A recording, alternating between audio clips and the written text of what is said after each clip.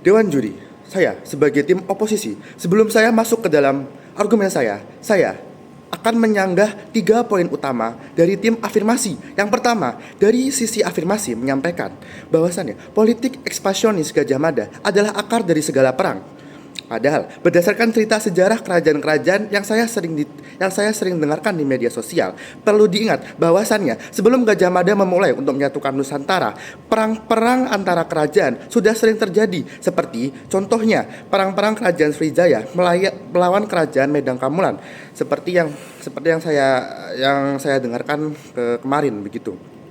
Kemudian poin kedua, dari sisi afirmasi menyampaikan Gajah Mada tidak berhak menyatukan Nusantara. Bahwasannya dulu perlu diingat juri, pengaruh Gajah Mada sangat besar dalam Nusantara. Jadi ini bukan soal berhak atau tidak berhak untuk menyatukan Nusantara, tetapi karena pengaruh Gajah Mada yang sangat besarlah yang membuat Nusantara ini bersatu. Kemudian poin ketiga, dari sisi afirmasi menyatakan penaklukan dilakukan secara paksa. Perlu diingat yang namanya pelakukan penguasaan pada sejarah zaman dahulu memang dengan kekerasan Dewan Juri, karena mereka perlu mengenal, karena mereka ini belum mengenal dengan konsep humanois yang tadi disampaikan dari sisi afirmasi begitu. Jika memang itu disesalkan dengan cara penguasaan wilayah ini yang dianggap sebagai cara yang paksa, maka tidak ada satupun tokoh sejarah yang layak untuk dikenang, karena tokoh-tokoh sejarah pada zaman dahulu memang melakukan penguasaan dengan kekerasan Dewan Juri. Kemudian masuk ke dalam argumen saya sebagai tim oposisi mendefinisikan musuh kita hari ini, yaitu Dewan ini menyesalkan warisan politik ekspansionis Gajah Mada dalam proses penyatuan Nusantara.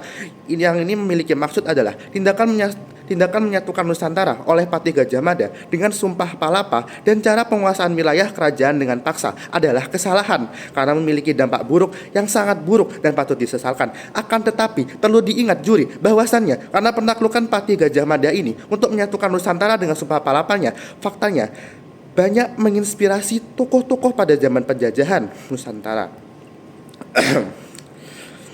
Contohnya banyak menginspirasi tokoh-tokoh penjajahan pada zaman dijajah bahasa asing, yaitu Bapak Presiden pertama kita, yaitu Bapak Insinyur Soekarno, di filmnya yang berjudul Sang Proklamator yang sering saya tonton dahulu bahkan sampai sekarang, karena itu sangat mengandung nilai kebangsaan begitu. Balik lagi, beliau terinspirasi oleh Sumpah Palapa Gajah Mada bahasa Indonesia yang saat itu masih dijajah, sehingga akhirnya beliau bertekad untuk menyatukan Nusantara dan memerdekakan bangsa Indonesia dari bangsa asing yang saat itu adalah Belanda. Dari sini dapat kita garis bawahi bahwasannya dari Sumpah Gajah Mada banyak muncul gagasan-gagasan pendiri bangsa dan pendiri-pendiri bangsa yang bertekad untuk memerdekakan bangsa Indonesia begitu. Jadi faktanya Sumpah Palapa Gajah Mada ini sangat berpengaruh terhadap kemerdekaan Indonesia begitu. Mosi ini muncul karena banyaknya yang menganggap bahwa Patih Gajah Mada menyatukan Nusantara dengan cara yang kejam sehingga menimbulkan dampak buruk, yaitu banyaknya perang seperti yang tadi disebutkan dari sisi afirmasi, yaitu perang Dubat begitu. Yang ini itu banyak yang menganggap ini mengacu kepada komentar-komentar di media sosial yang dahulu sering saya baca gitu, dan kebetulan mosi ini muncul sekarang. Namun juri, faktanya saat ini kita tidak hidup di zaman Majapahit, kita hidup di zaman modern yang dimana bahwasannya telah mengalami transformasi politik, sosial, dan budaya. Nilai-nilai persatuan, Bhinneka Tunggal Ika, dan demokrasi telah berkembang jauh dari pola kekuasaan masa lalu. Justru hari ini warisan Gajah Mada tidak dilaksanakan secara sempit sebagai ekspansi brutal atau penguasaan secara kejam begitu, melainkan sebagai simbol semangat persatuan dan integrasi wilayah kepulauan yang majemuk. Seperti yang kita ketahui bahwasannya bangsa Indonesia ini memiliki pulau-pulau yang sangat banyak. Jadi warisan Gajah Mada ini bisa dijadikan sebuah simbol untuk menyatukan pulau-pulau tersebut agar tidak terpecah belah.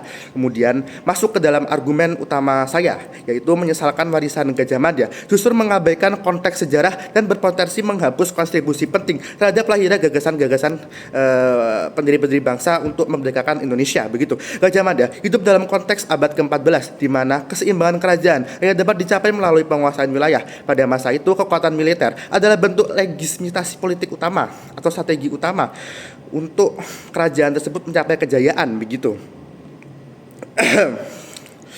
Jika kita menyesalkan Gajah Mada hanya karena strategi ekspansionisnya, maka kita juga harus berlaku sama terhadap hampir semua tokoh sejarah besar dunia, seperti yang pernah saya baca dahulu, yaitu Napoleon Bonaparte, yang bertekad untuk menyatukan benua Eropa begitu. Tapi faktanya Napoleon ini juga menggunakan cara kekerasan begitu. Maka kita juga harus menyesalkannya begitu. Dan juga akan tetapi perlu diingat, Gajah Mada ini juri tidak hanya dalam menyatukan Nusantara, tidak hanya menggunakan cara yang kejam atau politik ekspansionis ini, tetapi juga diplomatik, dengan cara diplomatik yang itu dibuktikan dari saya dulu bangku SMP pernah mempelajari PKN dan sejarah, yang dalam PKN ini terdapat kitab Negara Kertagama, dan dalam sejarah faktanya bahwasannya Hayam Wuruk ini menikahi politik dengan putri kerajaan Sunda begitu, agar dua kerajaan bisa bersatu. Sehingga solusi yang bisa kami tawarkan adalah bukan dengan menyesalkan warisan sejarah, melainkan dengan mendalamnya secara akademik begitu. Artinya warisan Gajah Mada perlu dilaksanakan secara seimbang, mengakui kehebatannya dalam menyatukan wilayah sekaligus tidak menutupi kekerasan yang terjadi. Mekanisme yang bisa saya tawarkan adalah pertama, reformasi kurikulum sejarah yang mengedepankan analisis kritis terhadap tokoh-tokoh sejarah, bukan malah diasingkan. Yang kedua, menambahkan narasi dari daerah-daerah taklukan dalam buku sejarah nasional agar lebih representatif. Yang ketiga, menggunakan pendekatan multi perspektif dalam mengkaji sejarah Nusantara. Maka dari itu, kami sebagai tim oposisi menolak mosi ini. Kami tidak menyesalkan warisan politik ekspansionis Gajah Mada, karena warisan itu adalah bagian dari sejarah kompleks yang tidak bisa dihakimi dengan standar modern. Yang dimana seperti yang kita ketahui bersama, bahwasannya seperti konsep-konsep humanois begitu itu belum ada di zaman dahulu. Jadi tidak bisa disesali jika Gajah Mada menggunakan cara ekspansionis ini gitu. Gajah Mada adalah simbol semangat persatuan, bukan simbol penindasan. Terima kasih.